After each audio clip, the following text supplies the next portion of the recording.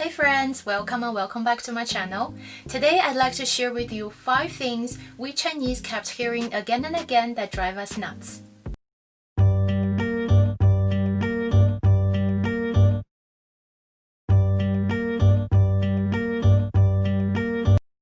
Number 1, you're brainwashed. I still remember back in college at Cornell during a classroom group discussion, a Chinese classmate was debating with the fellow Americans why Tibet belongs to China. And then someone commented, "You're wrong because you're brainwashed. That's what the Chinese government wanted you to believe." At that moment, I was dead.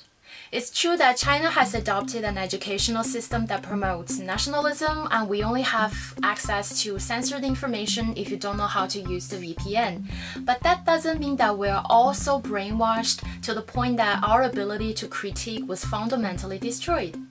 And also, even though a number of platforms are blocked, like Facebook and YouTube, the overwhelming majority of foreign media websites are not, such as CNN and Fox News.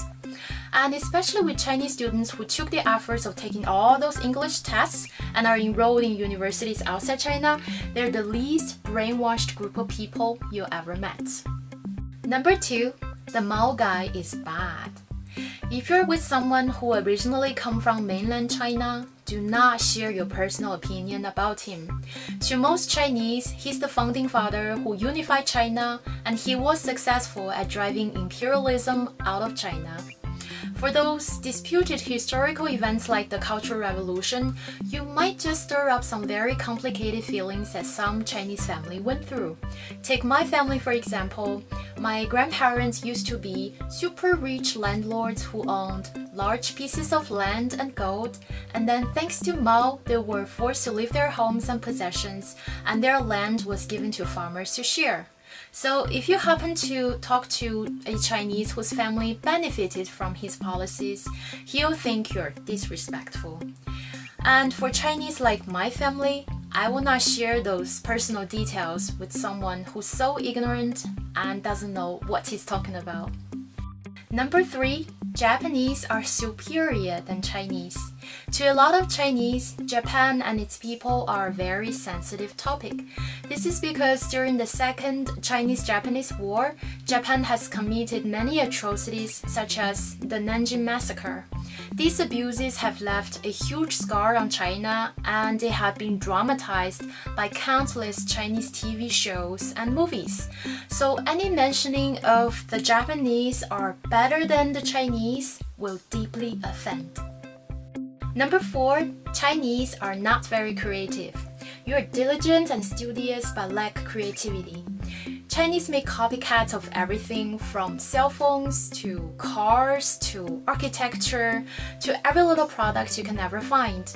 Many analysts attributed Chinese counterfeiting to its emphasis on memorization in education and an authoritarian government that stifles innovation. But it also has something to do with China's gadget and electronics manufacturing hub of Shenzhen. After the boom of outsourcing among multinational companies, many of the factories in Shenzhen realized they could also create rival products for customers who are too poor to buy the real one. So they feel like they're the Robin Hood in the digital age who steal from the rich to give to the poor. Number 5, can you Kung Fu? Can you show me some Kung Fu movements?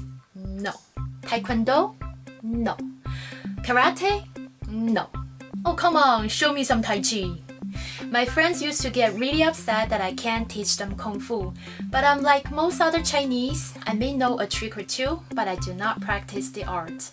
This is because modern wushu has virtually no practical value and is simply a spectator sport. Kung Fu might be great for movies and acrobatic performances, but it's bad for a fight.